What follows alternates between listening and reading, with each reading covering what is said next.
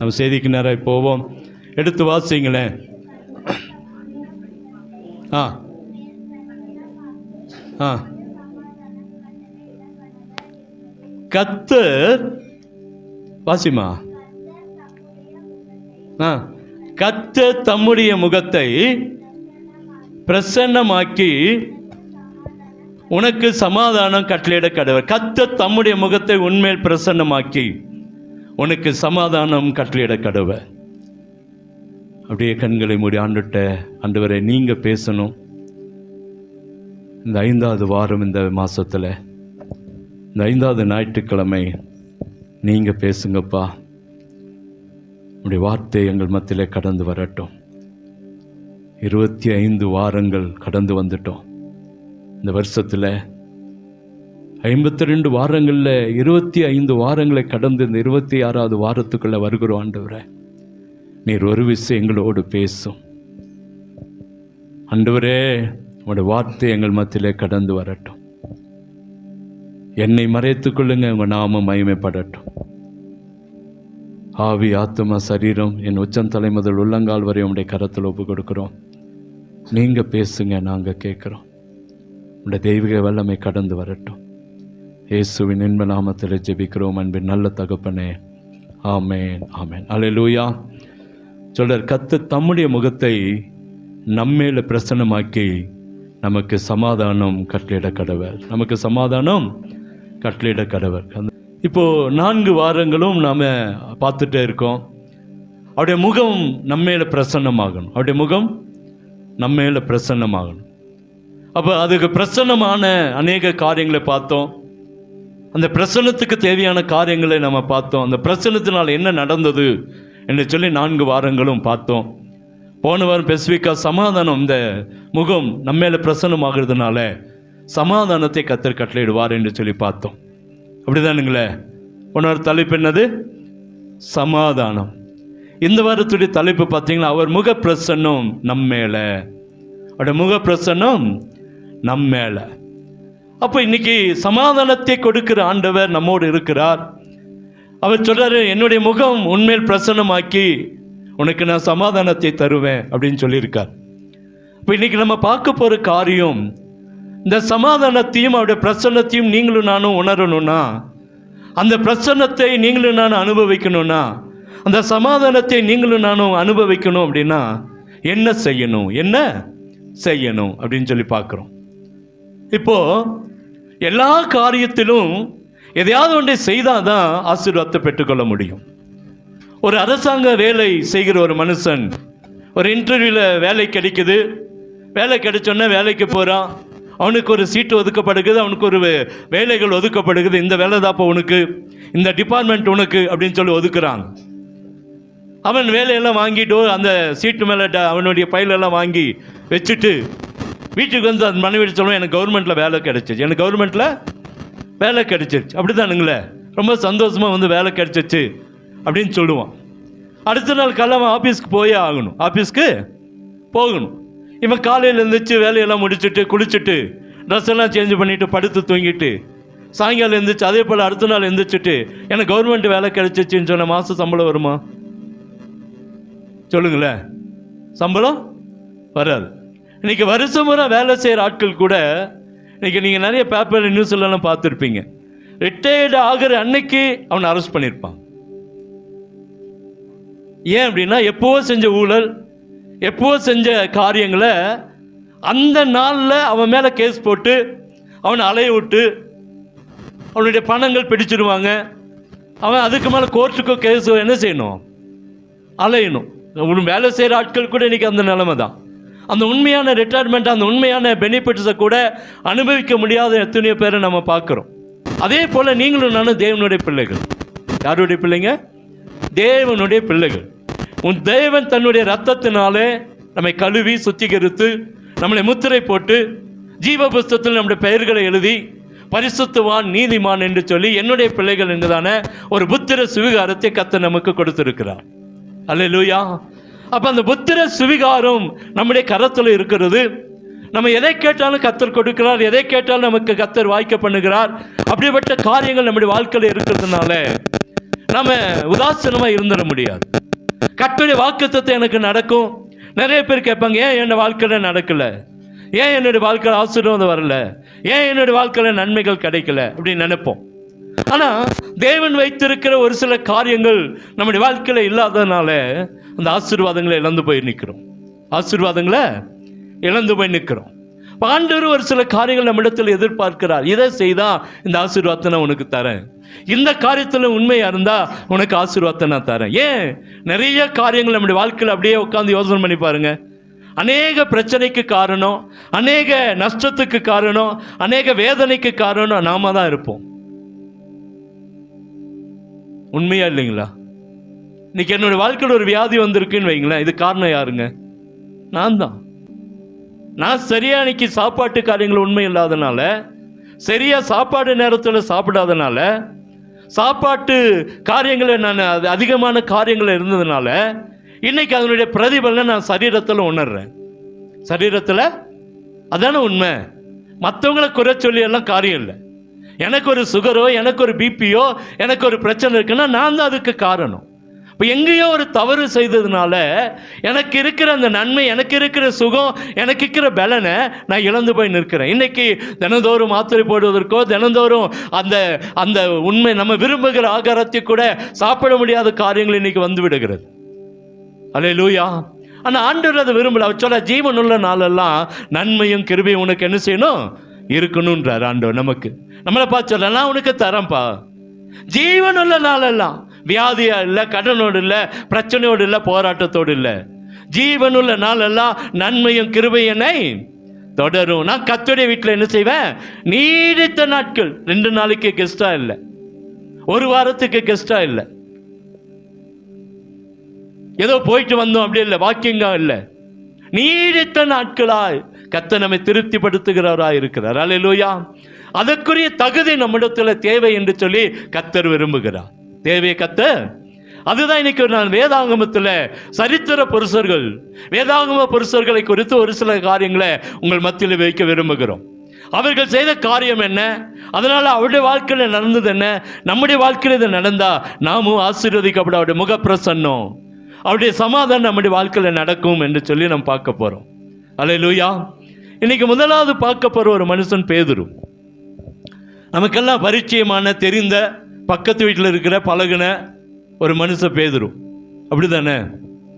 பக்கத்து வீட்டில் இருக்காரா? ஆனால் தெரிஞ்ச மனுஷன் தானே. அடிக்கடி பேசுகிறோம், அடிக்கடி பேதுருவை குறித்து பாடுறோம், அடிக்கடி பேதுருவை குறித்து பேசிக்கொண்டே இருக்கிறோம். அப்போ பரிச்சயமான, பழக்கமான ஒரு மனுஷன் யாருன்னா பேதுரு. அல்லேலூயா. இந்த பேதுரு இந்த வாழ்க்கை குறித்து பார்த்தா அவங்க அப்பா பேர் என்னங்க? பேதுருவோட அப்பா பேர் தெரியுமா? அவங்க அப்பா பேர் யோனா. இந்த யோனா இல்லை, அது வேற யோனா. அவங்க அப்பா பேர் என்னதுங்க? யோனா. அவங்க கல்யாணம் ஆயிடுச்சா ஆகலைங்களா? வேதாந்தோட மனைவி பெயர் போடப்பட்டிருக்கா இல்லையா? இருக்கா இல்லையா சொல்லுங்களேன். பாக்கியஸ்ட் பார்க்கறது பார்த்தா முறைக்கிறது பார்த்து எனக்கு பயமா இருக்கு. மனைவி பேர் போடப்பட்டிருக்கா இல்லையா? வேதாந்தத்தில் மனைவி பேர் போடப்படல.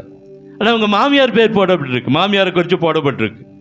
உங்கள் மாமியாரை குறித்து போடப்பட்டு, மாமி ஜுரமாக இருந்தா ஆண்டவர் போய் சுகப்படுத்தணுன்னு எழுந்து என்ன செஞ்சா, வேலை செஞ்சா. அப்போது பேதுருக்கு திருமணம் ஆகிருக்கு, பிள்ளைகள் இருந்திருக்காங்க. அப்படி தான் சிறு வயதிலேயே பேதுருடைய மனைவி மரித்து போனாங்க அப்படின்னலாம் சரித்திரம் சொல்லுது. நான் பார்க்கல, எனக்கு தெரியல, நாளைக்கு பாசு தான் சொன்னாருன்னு சொல்லிடாதீங்க. அப்போது பேதுருக்கு இப்படி சரித்திரம், பேதுருடைய சரித்திரத்தை எடுத்தால் இப்படி சொல்கிறாங்க. மனைவி பேர் போடல, மாமியார் குறித்த வேதாந்தத்தில் இருக்குது, மனைவி சிறுவயதில் இறந்துட்டாங்க, 2 பசங்க இருக்கிறாங்க அப்படின்னலாம் சரித்திரம் சொல்லுது. அது எந்த அளவுக்கு உண்மையோ தெரியல. அதை உங்களுக்கு நான் சொல்ல வேண்டியதுக்காக சொல்கிறேன். அவன் 64 வயசில் இறந்து போயிருக்கான். பேதுருடைய இறப்பு எவ்வளோ? 64, கிபி 64ஆம் ஆண்டு பேதுரு மரித்து போயிருக்கான்.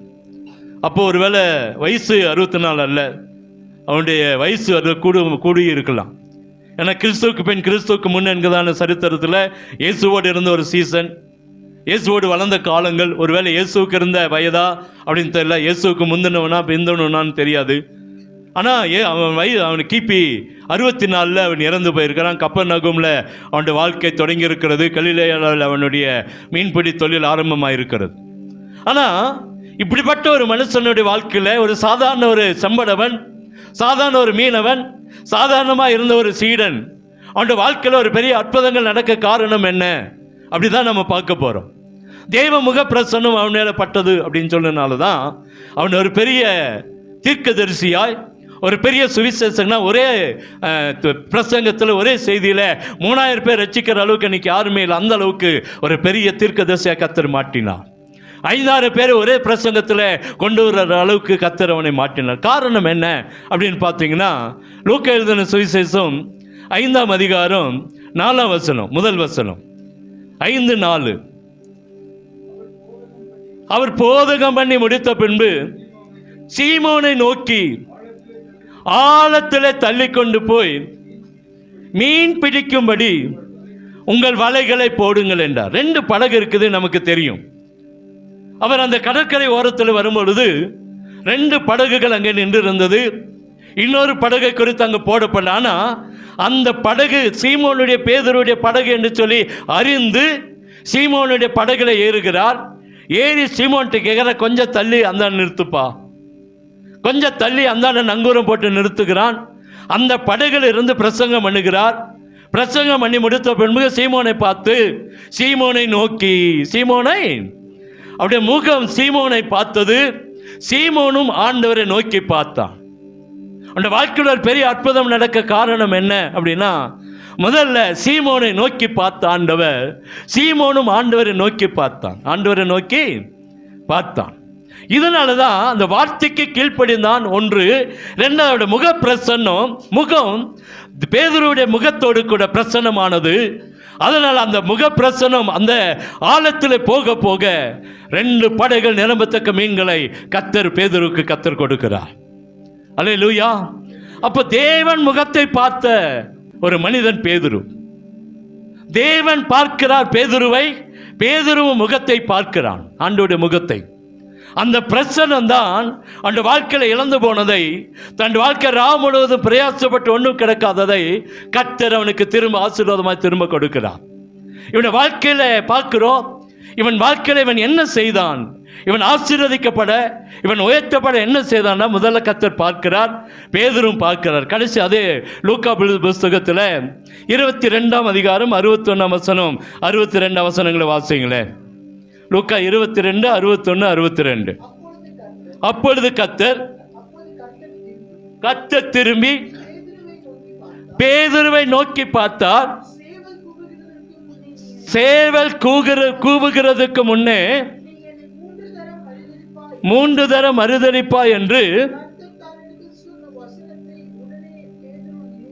நினைவு கூர்ந்து வெளியே போய் மனங்கசந்து அழுதான். போதும். இங்கே வாசிக்கிறோம், முதல்ல ஒரு பார்வை, பேதுருவை பார்க்கிற ஒரு பார்வை ஆசீர்வாதத்தின் பார்வை. அது உலக பிரகாரமான ஆசீர்வாதம், உலக பிரகாரமான ஆசீர்வாதம். 2வது ஒரு பார்வை பார்க்கிறார் பாருங்க. மேல் வீட்டு அறையில் பேதுருவோடு கூட சீசலோடு கூட பந்தி இருக்கும்போது அங்கே ஆண்டவர் சொல்றாரு, இங்கே ஒருவன் என்னை காட்டி கொடுப்பான், ஒன்று ஒருவன் என்ன செய்வான், காட்டி கொடுப்பான். பேதுரை பார்த்து நேரடியாக சொல்றாரு, சேவல் 2 தரம் கூவுறதுக்குள்ள நீ 3 தரம் என்னென்ன செய்வாய், மறுதலிப்பாய். ஆண்டவர் பேதுரோடு நேரடியாக சொன்னா, யூதாஸ் காரியத்தை நேரடியாக சொல்ல, பேதுருட்ட நேரடியாக சொல்ல, நீ என்னை மறுதலிப்ப. இல்லை ஆண்டவரே, நான் செத்தாலும் சாப மறுதலிக்க மாட்டேன், நான் உம்மோடு கூட மறிக்க வேண்டியதாக இருந்தாலும் மறிப்பேன், ஆனால் மறுதலிக்க மாத்திரம் மாட்டேன். ஆனால் நடந்தது என்ன, மறுதலிச்சான். சேவல் 2 தரம் கூகுறதுக்குள்ள 3 தரம் மறுதலிச்சான். குற்றமற்ற ரத்தத்தை மறுதளித்த மனுஷன். இதோடு ஒருவேளை இதோடு அந்த பார்வை படாதுன்னு நினைச்ச ஒரு மனுஷன், இதோடு என்ன ஆண்டோடைய பார்வை, ஆண்டோடைய முக தரிசனம், முக பிரசன்னத்தை நான் பார்க்க மாட்டேன்னு நினைச்சான். ஆனா அந்த அடிப்பட்ட வேதனையில பேதுருவை நோக்கி பார்த்தார். அல்லேலூயா. அந்த பேதுருவை நோக்கி பார்த்த பார்வை என்ன பார்வைனா, அதுல கோடி அர்த்தங்கள் இருக்கிற ஒரு பார்வை. என்ன அர்த்தம்?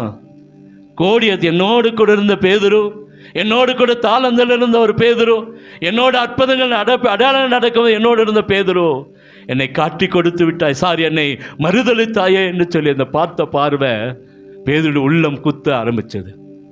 பேதுரு உள்ளம் குத்த ஆரம்பித்தது.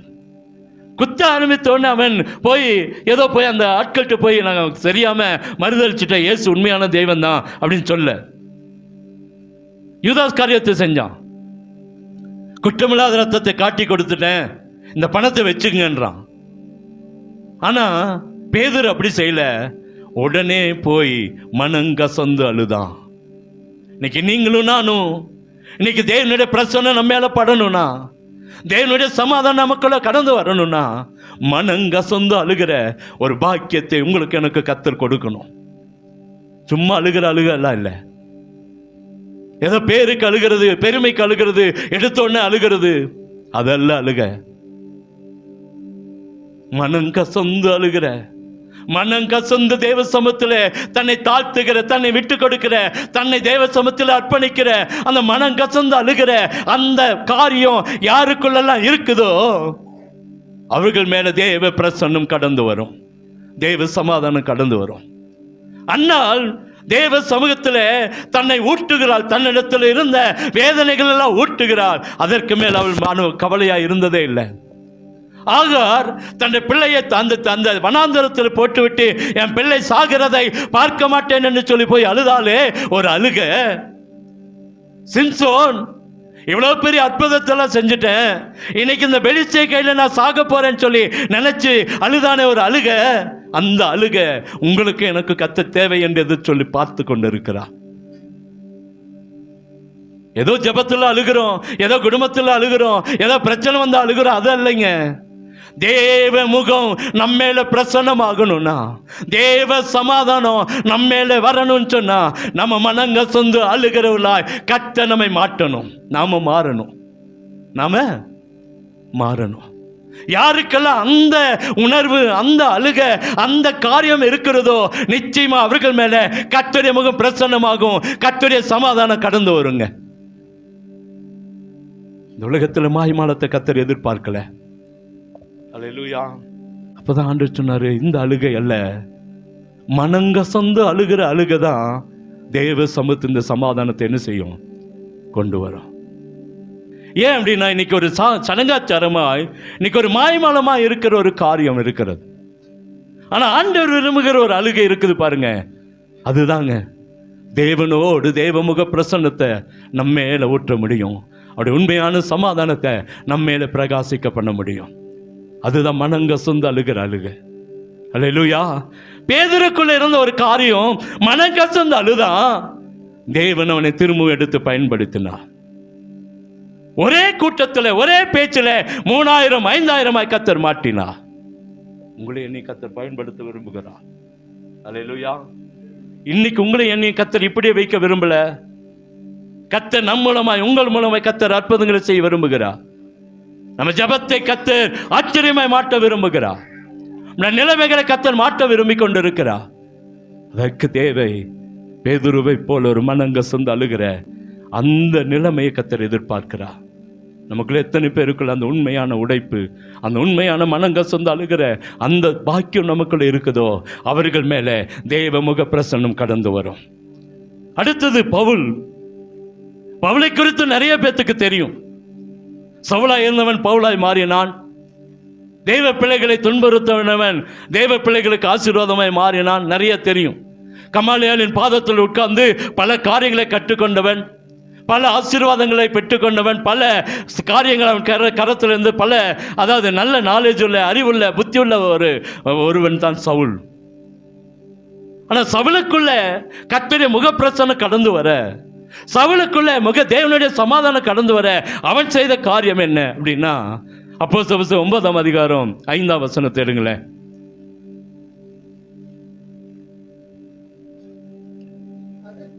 அதற்கு அவன், ஆண்டவரே நீர் யார்? போதும்.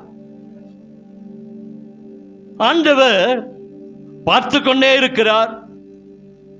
ஸ்தேவானை கல்லிருந்து கொலை செய்வதற்கு முன்பாக சவுல் தன் வீட்டை விட்டு கடந்து வருகிறான். அந்த கல்லறிகிற ஜனங்களுக்கு உதவி செய்தவன் இந்த சவுல். எல்லாருடைய உடைமைகளை வாங்கி வைத்திருந்தவன் இந்த சவுல். அப்படிப்பட்ட ஒரு மனுஷன் அன்னைக்கு நடக்கிற ஒரு சம்பவம் என்ன அப்படின்னா, இவன் கடந்து போகிறான், அநேக சீசர்களை, அநேக கிறிஸ்தவர்களை துன்பப்படுத்த வேண்டும் என்று கடந்து போகிறான். கர்த்தருடைய வார்த்தை கடந்து வருகிறது. சவுலே, முள்ளில் உதைக்கிறது உனக்கு கடினமாமே. ஆண்டவர் சொல்றார், முள்ளில் உதைக்கிறது கஷ்டம் தானப்பா, ஏன் முள்ளில் உதைக்கிற? அவனுடைய பார்வை மங்கி போனது. அப்படிதாங்களாங்க, அவனுடைய பார்வை மங்கி போனது. உடனே அவனுடைய பார்வை இல்லை, தடவுகிற மனுஷனாய் காணப்படுகிறான்.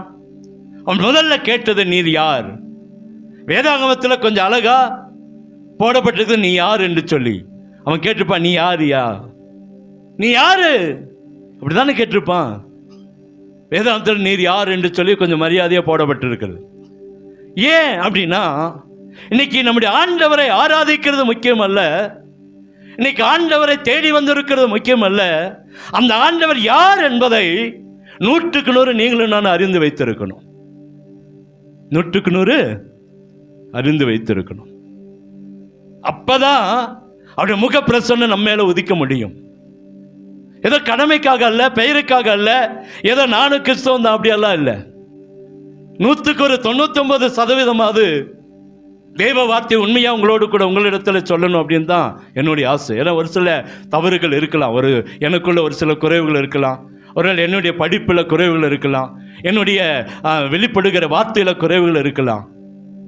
அதனால நான் இப்போ என்ன சொல்ல வரேன்னா, இந்த சவுல் அங்கே நானும் கிறிஸ்தவன் தான் அப்படின்னு நல்லா இல்லை, ஏதோ இயேசு கிறிஸ்துவை ஏற்றுக்கொண்ட நல்லா இல்லை. இன்னைக்கு அப்படிப்பட்ட நிறைய பேர் இருக்கும். ஆனால் இவன் பாருங்க, ரொம்ப ஞானமா கேட்கிறான், நீங்க யாரு, நீர் யார்? அந்த ஆண்டவரை குறித்து அறிகிற அறிவு அவனுக்குள்ள இருந்ததுங்க. அவன் அதை கற்றுக்கொள்ள வேண்டும் என்று நினைச்சான். இன்னைக்கு ஒவ்வொரு நாளும் நீங்களும் நான் ஆண்டவர்கிட்ட, நீ யார் ஆண்டவரை? அந்த ஆண்டவரை குறித்து முழு காரியத்தையும் ஏதோ கொஞ்சம் படிச்சுட்டோம், கொஞ்சம் அறிஞ்சிட்டோம், ஏதோ ஒரு சில செய்தியை கேட்டுட்டோம், ஏதோ ஒரு பாஸ்டர் ஏதோ எனக்கு சொல்லிட்டார், ஏதோ ஒரு பாஸ்டா வந்துட்டேன், அப்படியெல்லாம் இல்லை. முழுமையா அறியணும். இயேசு யாரு? இயேசு யாருங்க? இயேசு கிறிஸ்து யார்? அன்னைக்கு நான் சொன்னேன், கிறிஸ்துக்குள் மரிக்கிறவர்கள் மாத்திரம்தான் பரலோகத்துக்கு போக முடியும். நான் சொன்னேன், கிறிஸ்துக்குள் யாரெல்லாம் மரிக்கிறீங்களோ அவங்க மாத்திரம் சொர்க்கத்துக்கு எங்க போக முடியும்? போக முடியும். இந்த சொர்க்கத்துக்கு போகணும்னா 3 காரியங்களை நான் சொன்னேன். 3 காரியங்கள் இருக்கணும். நீ ரட்சிக்கப்பட்டிருக்கணும், மனம் திரும்பி இருக்கணும், மூழ்கி ஞானஸ்நானம் எடுத்திருக்கணும், உன் பெயர் ஜீவ புஸ்தகத்தில் எழுதப்பட்டிருக்கணும். அங்க போய் மூழ்கின, இங்க போய் மூழ்கின, ஒரு காரியமும் நடக்காது, ஒரு காரியமும் நடக்காது. அல்லேலூயா. அப்ப நம்ம ஆண்டவரை குறித்து அறிஞ்சு வச்சிருந்தா தான் இதை பகிரங்கமா சொல்ல முடியும். தெருவில் நின்று சொல்ல முடியும், வீதிகளை நின்று என்ன சொல்ல முடியும். நம்ம ஒரு வீட்டுக்கு போறோம்னா இயேசு கிறிஸ்துவை பத்தி தெரிஞ்சிருக்கணும். உங்கள்கிட்ட ஒருத்தர் வந்து கேட்கிறாருன்னு வைங்களேன், அவருக்கு நம்ம சத்தியத்தை சொல்ல என்ன செய்யணுங்க? சொல்லணும். அப்போ இங்கே இங்க சவுல் முதல்ல கேட்கிறான், நீ யார்? நீ யார்? 2வது பாருங்க, 6ஆம் வசனம். அவன் நடுங்கி திகைத்து, ஆண்டவரே நான் என்ன செய்ய சித்தமா? அடுக்கு தெரிஞ்சிருச்சு, இயேசு கிறிஸ்து தான் மெய்யான தேவன். நீர் யார் என்று கேட்ட உடனே அங்கிருந்த வேத பாரகர்களோ, அங்கிருந்த கிறிஸ்தவர்களோ, அங்கிருந்த சீசர்களோ பவுலுக்கு விளக்கி இருப்பாங்க இயேசு கிறிஸ்து யார் என்பதை. ஏன்னா ஸ்தேவானை கொலை செய்யும் போது அங்கே விரோதிகள் மாத்திரம் இருந்திருக்க மாட்டாங்க, தேவனுடைய பிள்ளைகள் என்ன செஞ்சிருப்பாங்க? இருந்திருப்பாங்க. அப்போ சவுலுக்கு அவனை ஆண்டவரை குறித்து முழுமையாக தெரிஞ்சான். இதுதான் இயேசு கிறிஸ்து, இதுதான் இவர்தான் இயேசு கிறிஸ்து என்பதை முழுமையா இருந்த பின்பு அடுத்த வார்த்தை சொல்றான், வாசிங்க 6ஆம் வசனம். நடுங்கி திகைத்தான். இயேசு யார் என்னதை தெரிஞ்சிட்டான். இயேசுடைய வல்லமை என்னன்னு தெரிஞ்சிருச்சு, அவருக்குள்ள அபிஷேகம் என்னன்னு தெரிஞ்சிருச்சு, அவர் எப்படிப்பட்டவர் அறிஞ்சிட்டு சொல்றான், நடுங்கி திகைத்து, ஆண்டவரே நான் என்ன செய்ய வேண்டும் என்று சித்தமாயிருக்கிறீர். அல்லேலூயா. நம்முடைய வாழ்க்கையில என்றைக்கு இந்த வார்த்தை நடுங்கி திகைத்து, ஆண்டவரே நான் என் வாழ்க்கையில நான் என்ன செய்ய வேண்டும் என்று இருக்கிறாய் கேட்கிறோமோ, அப்ப தேவமுக பிரசன்னம் நம்ம மேல வருங்க. எதுக்கு நடுங்கி திகைக்கணும்? ஆண்டவருக்கு. ஆண்டவருடைய சத்தத்துக்கு இப்ப நம்ம வாச்சமே சங்கீதத்துல, அவருடைய சத்தம் பெண்மான்களை ஈனும் செய்கிற சத்தம், கேதுரு மரங்களை முறிக்கிற சத்தம். அவருடைய சத்தம் நம்முடைய காதுகளில் கேட்கும் பொழுது நம்ம என்னைக்கு நடுங்கி திகைக்கிறோமோ, என்னைக்கு ஆண்டவரே நான் என்ன செய்ய வேண்டும் என்று சித்தமாயிருக்கிறீர், நம்மளே நிறைய காரியங்களை போட்டுருவோம். தினந்தோறும் ஆண்டவரே நான் என்ன செய்யணும், நான் என்ன செய்யணும். வீட்டில் கேட்டிருக்கீங்களா? ஆண்டவர்கிட்ட ஒரு நாளாவது உங்கள் பணத்தை வச்சு, ஆண்டவரே இந்த பணத்தை வச்சு நான் என்ன செய்யணும்? உங்கள் சம்பளத்தை வச்சு ஆண்டவர்கிட்ட கேட்டிருக்கீங்களா என்ன செய்யணும்? பிள்ளைக்கு தலை மேலே கை வச்சு, ஆண்டவர் இந்த பிள்ளைகளுக்கு நான் என்ன செய்யணும் கேட்டிருக்கோமா? இல்லை. ஆண்டவர் விரும்புகிறார். சவுலாய் இருந்தவன் அப்போஸ்தலனாகிய பவுலாய் மாற காரணம் இந்த வார்த்தை. அழகா சொல்ற, நான் என்ன செய்யணும், நீ தேவன் என்பதை அறிஞ்சிட்டேன். ஆண்டவர் பின்னாடி காரியங்களை சொல்றார், இதெல்லாம் செய்யணும், இதெல்லாம் கர்த்தர் நம்மோடு பேசுவார். நம்ம தேவ சமூகத்தில் மனம் கசந்து அழுது நடுங்கி திகைத்து தேவனிடத்தில், ஆண்டவரே நான் என்ன செய்ய வேண்டும் என்று சொல்லி என்னைக்கு தன்னை அர்ப்பணிக்கிறோமோ அன்றைக்கு தேவ பிரசன்னம் நம்ம மேல கடந்து வரும். அவருடைய சமாதானம் கர்த்தர் நம்ம மேல நிரப்புவார். நீங்க கேட்டு பார்த்து எந்திரிச்சு பாருங்க, உங்க வாழ்க்கை முழுவதும் சமாதானமா இருக்கும். அல்லேலூயா. நேரங்களான ஒரு சில காரியங்களை சொல்லி முடிச்சாரேன். லூக்கா 10 எடுத்து வாசிங்களேன். 42. அடுத்த ஒரு மனுஷி மரியாள், உங்களுக்கு லூக்கா 10:42. தேவையானது ஒன்று, மரியாள் தன்னை விட்டு எடுபடாத நல்ல பங்கை தெரிந்து கொண்டா. அடுத்தது இந்த உலகத்தில் இன்னைக்கு ஆண்டவர் விரும்புகிற காரியம் நல்ல பங்கு. இன்னைக்கு நிறைய பங்கு இருக்கு, அப்படிதாங்களே. பரலோகத்துக்கு பங்கு இல்லைங்க. எங்க இல்ல? பரலோகத்துக்கு பங்கு இல்லை. ஆண்டவர் நல்ல பங்கை மரியாள் தெரிந்து கொண்டாள். தன்னை விட்டு எடுபடாத நல்ல பங்கு தெரிந்து கொண்ட ஒரு மனுஷி மரியாள். நமக்கு தெரியும், மாத்தாள் சாப்பாடாக்குறா. மரியாள் தேவ பாதத்தில் உட்கார்ந்து இருக்கிறா. 39 வசனம் 10:39. அவளுக்கு சகோதரி இருந்தால் இயேசுவின் பாதத்தருகே உட்கார்ந்து வசனத்தை கேட்டாள். அல்லேலூயா. இந்த மரியாளுக்கு தெரியும், சாப்பாட விட தேவ பாதத்திலிருந்து வருகிற வார்த்தை பெரியது என்று நினைச்சா. அதனாலதான் ஆண்டு சொல்றாரு, இவன் நல்ல பங்கு தெரிஞ்சிட்டாப்பா. சுடுகாட்டுக்கூடிய பங்கு அல்ல. அடிக்கடி சொல்லுவேன், நமக்கு இன்னைக்கு சுடுகாடு மாத்திரம் நோக்கம் இல்ல, பரலோகம் தான் நமக்கு நோக்கம். நம்முடைய நோக்கம் எங்க இருக்கு? அதுதான் பங்கு. நம்முடைய பங்கு இன்னைக்கு பரலோகத்தில் இருக்குதா? தேவ பங்கை நீங்களும் நானும் எப்ப பெறமோ அன்னைக்கு அவருடைய முக பிரசன்னம் நம்ம மேல வரும். நல்ல பங்குங்க. இன்னைக்கு நிறைய சபைகள் இருக்கு, நிறைய பங்கு இருக்கு. அவருடைய பங்கு பாருங்க, ஆண்டவருக்குள்ள இருந்தா மாறிடுச்சு. அவருடைய பங்கு எங்க இருந்துச்சு? ஆண்டவருக்குள்ள. சாவுக்கு வந்து உங்களுக்கு தெரியும், முதல் ஏஜிக்குன்னு ஒரு கல்லறை வாங்கி அந்த கல்லறை தோட்டல முதல்ல அடக்கம் பண்ணது அவரை தான். அவர் யாருமே அடக்கம் பண்ணல ஊட்டியில். ஏன் இதை சொல்றேன்னா, அவர் பங்கு, அந்த பங்கவே பார்த்துட்டு இருந்தாருன்னா பரலோகம் கிடைச்சிருக்காது. பரலோகம் கிடைக்குதான்னு செகண்டு, பரலோகத்தின் பங்கு நமக்கு கிடைக்காமே போயிடும். பரலோகத்தின் பங்கு நமக்கு கிடைக்காமையே போயிடும். அல்லேலூயா.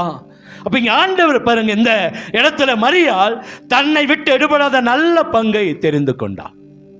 தன்னை விட்டு எடுபடாத நல்ல பங்கு. ஏன்னா தேவ பாதம்.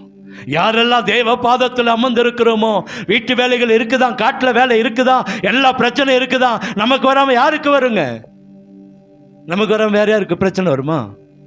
வர. நமக்கு தலைவலி வராம யாருக்கு வரும்? நமக்கு தான் வரும். வயிறு வலி யாருக்கு வரும்? நமக்கு தான் வரும். ஆனாலும் தேவ பாதம் ஒண்ணு இருக்குங்க, மறந்துடக்கூடாது. என்ன வந்தாலும் தேவ பாதம் ஒண்ணு இருக்கு. இந்த தேவ பாதத்தை பிடிச்சிட்டோம்னா நமக்கு ஒரு நல்ல பங்கை கர்த்தர் வைத்திருக்கிறார். இந்த நல்ல பங்கு எங்குங்க? பரலோகம். அடுத்து ஒன்னு சொல்லி முடிச்சிடுறேன். அடுத்து ஸ்தேவான். அடுத்தது யாரு? ஸ்தேவான். அப்போஸ்தலர் 7 அதிகாரம் 55-56 வாசிங்களேன். அப்போஸ்தலர் 7:55-56. அவன் பரிசுத்த ஆவியினால நிறைந்தவனாய் வானத்தை அண்ணாந்து பார்த்து தேவனுடைய மகிமையை, தேவனுடைய வலது பார்சத்தில் தேவனானவர் நிற்கிறதை கண்டு, அதோ வானங்கள் திறந்திருக்கிறது, மனுஷகுமாரன் தேவனுடைய வலது பார்சத்தில் நிற்கிறதை காண்கிறேன் என்று சொன்னான். அடுத்த ஒரு ஆழம், அடுத்தது ஒரு ஒரு முகப்பிரசன்னம் ஸ்தேவானுக்குள்ள கர்த்தர் கட்டளையிட்டா.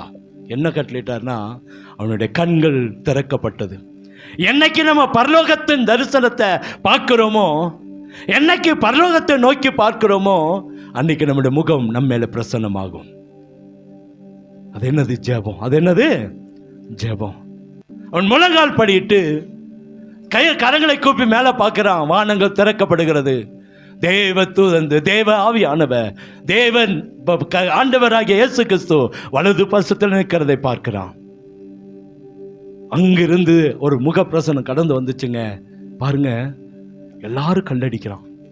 எல்லாரும் இன்னைக்கு மாதிரி கழுத்து நெரிச்சோ இல்லை கத்தியில குத்தியோ சாக வைக்கல, ஒரே இதில் உயிர் போயிருக்கும். கல் அடிக்கிறான். நின்ன கூட்டம் அத்தனையும் கல் அடிக்குது. எல்லாரும் சேர்ந்து சுத்தி நின்று கல் அடிக்கிற எவ்வளவு வேதனை இருந்திருக்குங்க. கொஞ்சம் யோசனை பண்ணி பாருங்க. நம்மளை ஒரு கல் அடிச்சிட்டாலே கஷ்டப்படுறோம், அப்படிதானே? நம்ம மேல ஒரு கல் அடிச்சாலே நம்ம என்ன செய்யறோம்? யார் அவன் பார்க்கிறோம். சுத்தி கல்லு. சேவானை சுற்றி சுற்றி கல்லால் அடிச்ச கொண்டாங்க. அவன் வலிக்கல, வழுக்கல, கத்துல, கதறல. ஏன்னா தேவ பிரசன்னம் அவன் மேல இருந்துச்சு. தேவ சமாதானம் அவனுக்கு கொடுத்து. ஏன்னா அவன் தேவனை நோக்கி பார்க்கிற பிள்ளை. தேவன் யாரை நோக்கி பார்க்கிறான்? முழங்காலை முடக்கி தேவனை நோக்கி யாரெல்லாம் பார்க்கிறோமோ அவருக்கு மேல தேவ பிரசன்னம் வரும். நமக்கு ரொம்ப எத்தனை பேர் கல்லெறிஞ்சாலும் சரி, எத்தனை பேர் ஈட்டியால குத்தினாலும் சரி, எத்தனை விதமான வேதனைகளை உண்டாக்கினாலும் சரி, நமக்கு விரோதமா பேசினாலும் சரி, நம்மளை அவமானப்படுத்தினாலும் சரி, எதுவும் நம்மளை பாதிக்காது. எதுவும் நம்மளை பாதிக்காது. நமக்காகவே ஒரு கூட்டம் இருக்குங்க. நம்மளை வேதனைப்படுத்தணும், நம்மளை வெட்கப்படுத்தணும் ஒரு கூட்டம் இருக்கும். இன்னைக்கு சமாதானமா இன்னைக்கு இருக்கலாம்னு நினைச்சாதான் பிரச்சனை வரும். எதையாச்சும் ஒன்று உள்ள கொண்டு வந்து நிறுத்தி அன்னைக்கு ஃபுல் அப்செட் தான். இருக்கா இல்லைங்களா? சீதா தலையாட்டுறது பார்த்தா வீட்டில் நடக்குது போல இருக்கு. அதுக்குன்னு பிரபுவை பார்க்கல நான்.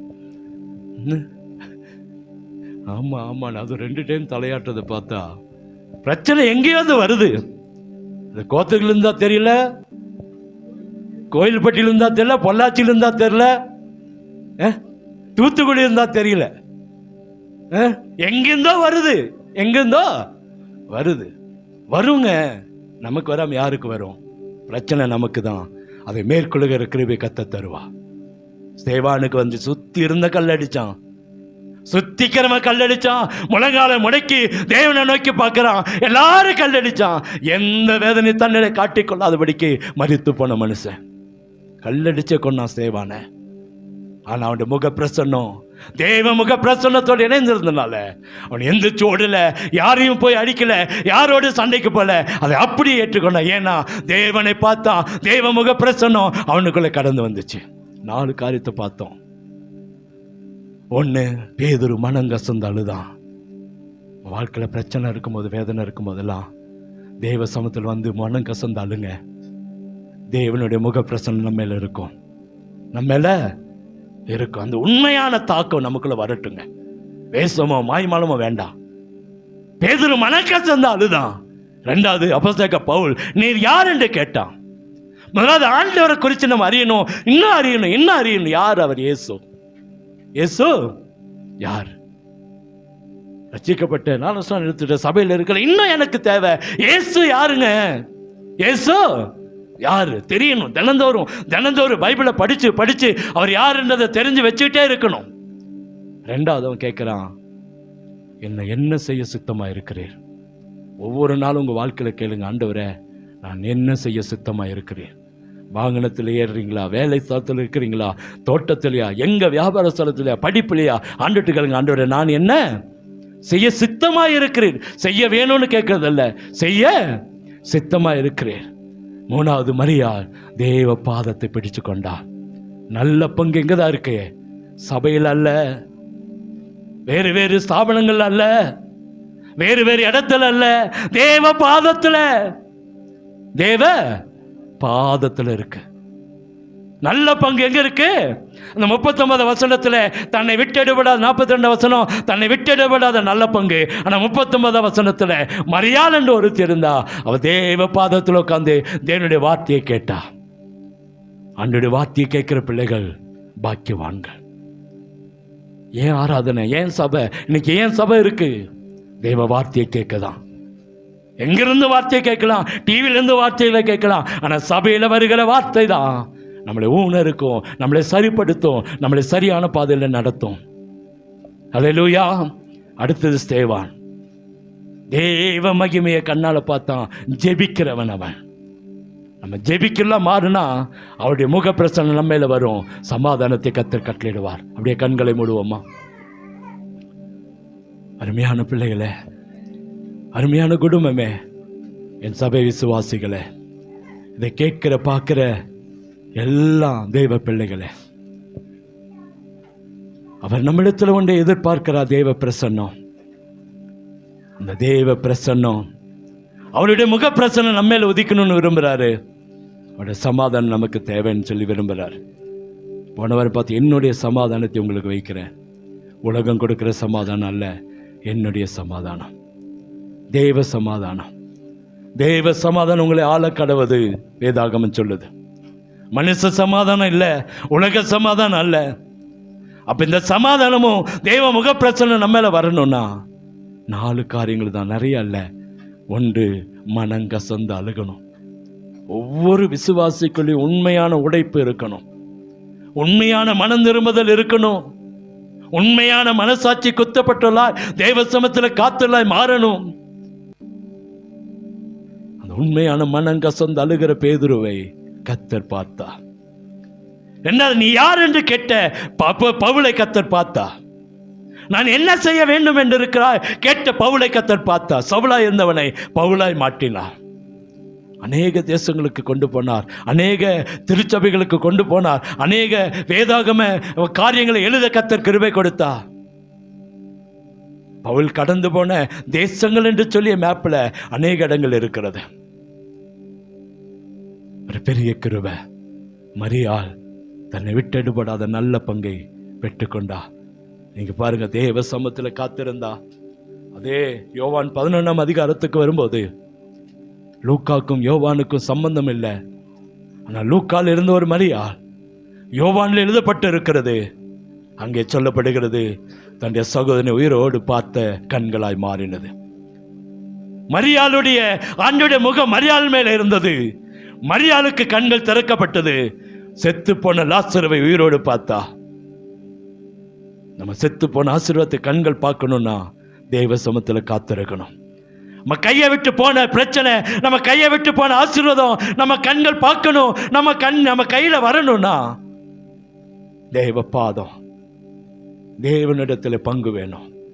இந்த நல்ல பங்கை பெற்றுக்கணும். ஆண்டவர் பாதர் பாடுறாரு, நல்ல பங்கு. அடுத்தது பார்க்கிறோம் ஸ்தேவான். தேவ சமத்தில் முழங்காலம் எடுக்கலாம். பிரச்சனை வந்துச்சுங்க, வேதனை வந்துச்சுங்க, கல்லடிக்க எல்லாம் ஆயத்தமா நிற்கிறான். கல் கையில்.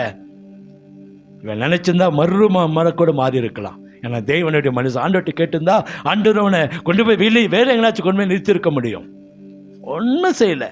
கல் அடிக்கிறேன், அடிச்சுக்க, முழங்காலம் முடக்கிறேன், ஜெபிக்கிறேன், நான் தேவனுடைய பிரசன்னத்தை பார்க்கிறேன், நீ அடி.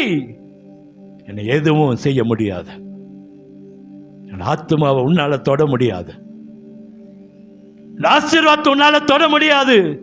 நான் தேவ சமத்தில் அமர்ந்திருக்கிறவன். யாருக்கெல்லாம் அந்த உணர்வு, ஜெபிக்கணும், வேதத்தை வாசிக்கணும், தேவ சமத்தில் காத்திருக்கணும், தேவ சமத்தில் மனங்கசந்து அழுகணும், இந்த எண்ணங்கள் நமக்குள்ள இருக்கு என்று சொன்னா அவருடைய வாக்குத்தத்தம் 100க்கு 100 நம்முடைய வாழ்க்கையில் நடக்கும். அவருடைய முகம் நம்மேல பிரசன்னமாகி அவருடைய சமாதானத்தை பெற்றுக்கொள்வோம். நிச்சயம் அந்த வார்த்தை 100க்கு 100 கிரியை செய்யும். அந்த வார்த்தை வெறுமையா திரும்பாது, காரியத்தை வாய்த்து விட்டு கடந்து போகும். கர்த்தர் நிச்சயம் ஒரு அற்புதத்தை செய்வார்.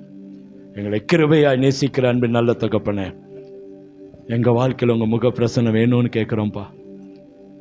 உங்கள் சமாதானம் எங்களுக்கு வேணும்ப்பா. எங்கள் முகங்கள்லாம் கருத்து போய் இருக்குதுப்பா. நாங்கள் இழைத்து போய் நிற்கிறோம்ப்பா. வேதனையோடு நிற்கிறோம்ப்பா. சமாதானம் இல்லைப்பா.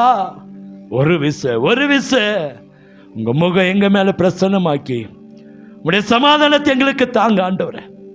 உடைந்து போய் வந்திருக்கிறோம்ப்பா. நொறுங்கி போய் வந்திருக்கிறோம்ப்பா. வேதனையோடு வந்திருக்கிறோம்.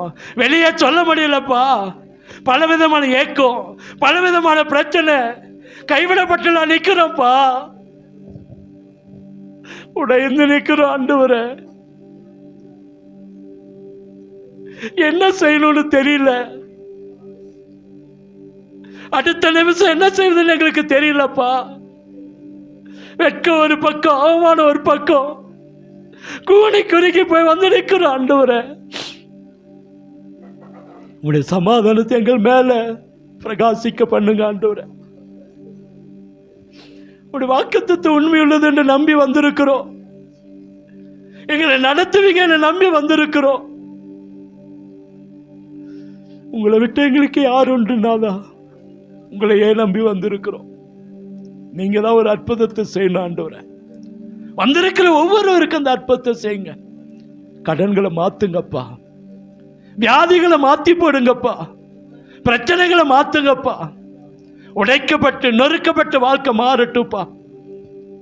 வெளியே சிரிக்கிறோம், உள்ள அழுகிறோம் ஆண்டவரே. இந்த அழுகைய துக்கங்களை சந்தோஷமாய் மாட்டுங்க ஆண்டவரே. யாரிடத்துல சொல்லி அழுவோம் ஆண்டவரே? உம்மிடத்துல மாத்திரம்தான் சொல்ல முடியும். எங்க வேதனைகளுக்கும் எங்க பாரங்களுக்கும் ஒவ்வொருடைய கண்ணீருக்கும் பதில் உம்மிடத்தில் இருக்கிறதப்பா. இந்த அற்புதத்தை செய்யுங்கப்பா. இன்னைக்கு ஒரு அற்புதம் நடக்கணும் ஆண்டவரே. எங்க பிள்ளைகள் ஆசீர்வாதமா கடந்து போகணும், சமாதானமா கடந்து போகணும். உங்க முக பிரசன்னம், உங்க முகம் ஒவ்வொரு மேல பிரசன்னமாக்குங்க ஆண்டவரே. உங்க மகிமையை காண உதவி செய்யுங்கப்பா. நல்ல ஆசீர்வாதத்தை கொடுங்க. செய்கிற வேலைகளை, விவசாயத்தை, மிருக ஜீவனில் வாகனங்களை ஆசீர்வதிங்க.